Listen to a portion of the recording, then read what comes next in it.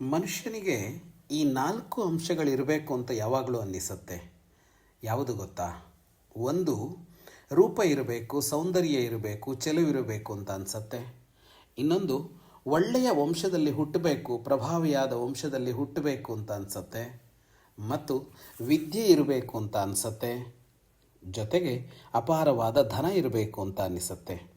ಆದರೆ ಇಲ್ಲೊಬ್ಬ ಅನುಭವಿ ಹೇಳ್ತಾನೆ, ಈ 4 ಕೂಡ ಒಂದೊಂದು ಇಲ್ಲದೆ ಹೋದರೆ ಇವು ವ್ಯರ್ಥ. ಹೇಗದು? ಅಗುಣಸ್ಯ ಹತಂ ರೂಪಂ. ಗುಣ ಇಲ್ಲ ಅಂತಂದರೆ ಚೆಲುವಿಗೆ ಬೆಲೆ ಇಲ್ಲ. ಅಶೀಲಸ್ಯ ಹತಂಕುಲಂ. ಒಳ್ಳೆಯ ನಡತೆ ಇಲ್ಲ ಅಂತಂದರೆ ಯಾವ ವಂಶದಲ್ಲಿ ಹುಟ್ಟಿ ಏನು ಪ್ರಯೋಜನ? ಅಸಿದ್ಧೇಸ್ತು ಹತಾ ವಿದ್ಯಾ. ವಿದ್ಯೆ ಇದೆ, ಆದರೆ ಅದು ಸಿದ್ಧಿಸಿಲ್ಲ ಅಂತಂದರೆ ಅದರ ಪ್ರಯೋಜನ ಇಲ್ಲ. ಅಭೋಗಸ್ಯ ಹತಂ ಧನಂ.